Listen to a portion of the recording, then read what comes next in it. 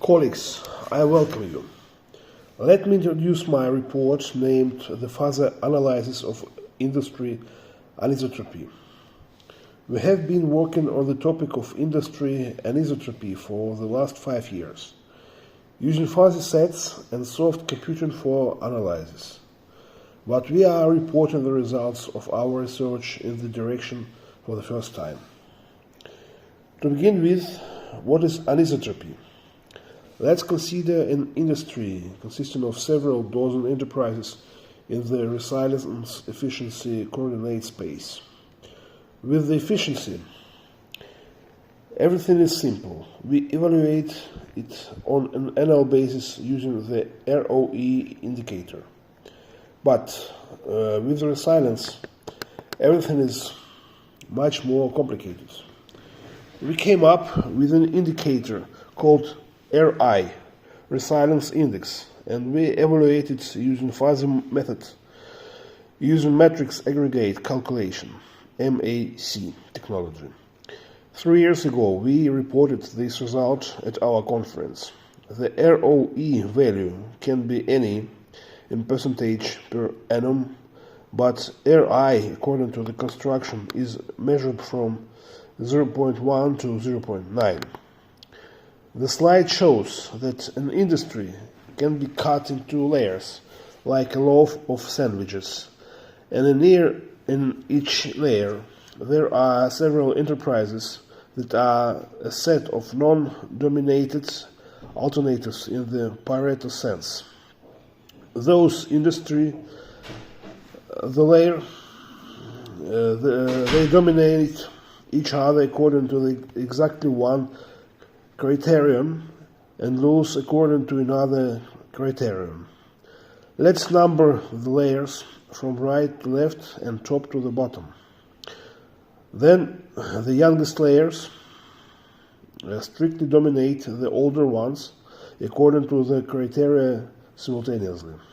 Thus, industry anisotropy is the unevenness of the presence of enterprises within an industry, and this unevenness has a layered nature.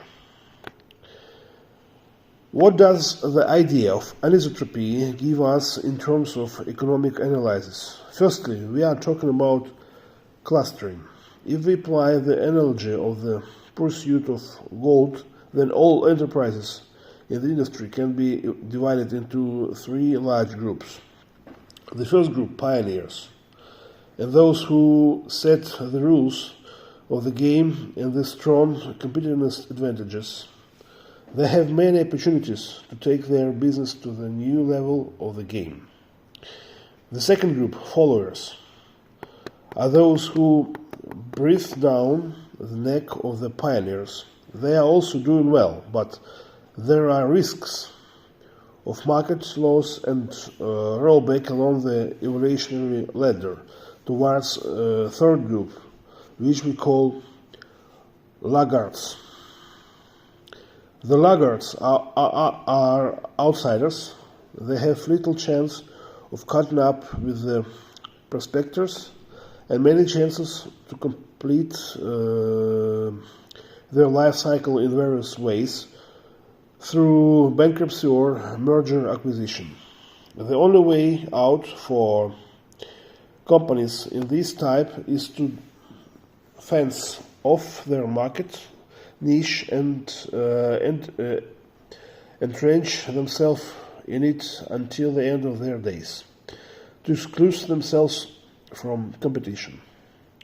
If we understand which stratum a company is currently positioned in, we can assess its risk of moving to a senior stratum or its chances to ending up in a junior stratum simply by examining 2 things: the company's own inter-industry dynamics, the competitive dynamics of the company which its closest competitor. Thus, industry anisotropy is a promising way to analyze inter-industry competition. Another significant model for analyzing anisotropy is the so-called R lens, the zone of a stable position of an enterprise. If a business is simply to survive, it must keep itself on the lens by any means necessary.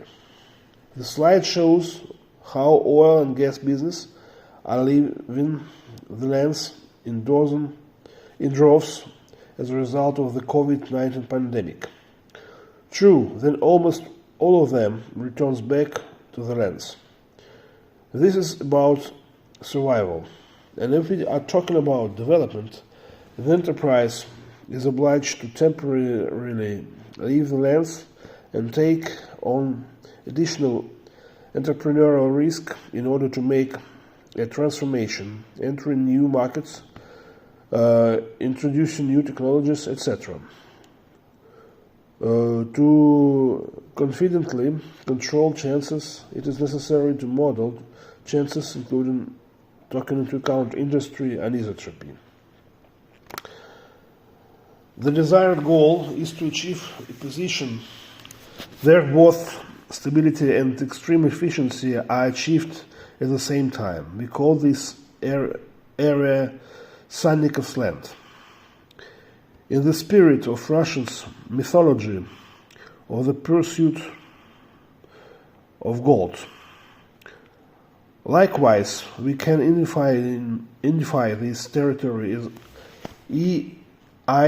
Eldorado for the Alaska of Jack London's time. The main thing is that this land is achievable, and a number of companies have demonstrated this through their own experience.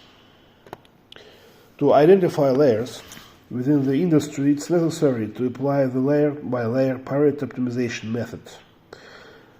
Layer number 1 is allocated using the classical Pareto method. After the classical Pareto problem is solved, we remove the optimal enterprises from the set and start the algorithm.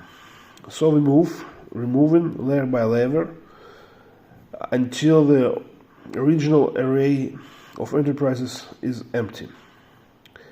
An example of modeling industry anisotropy is presented on this slide. We move in the 90 largest companies in the oil and gas sector for over 8 years to 10 years. The table shows how companies move from layer to layer for the reason of another. This kind of motion can be perfectly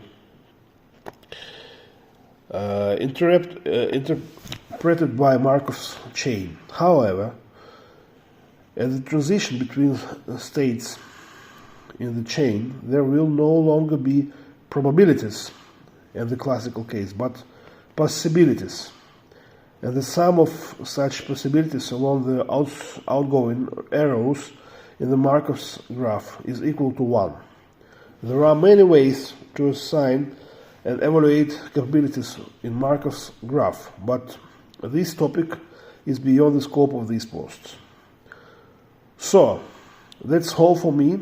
Thank you for attention. I'm ready to answer your questions.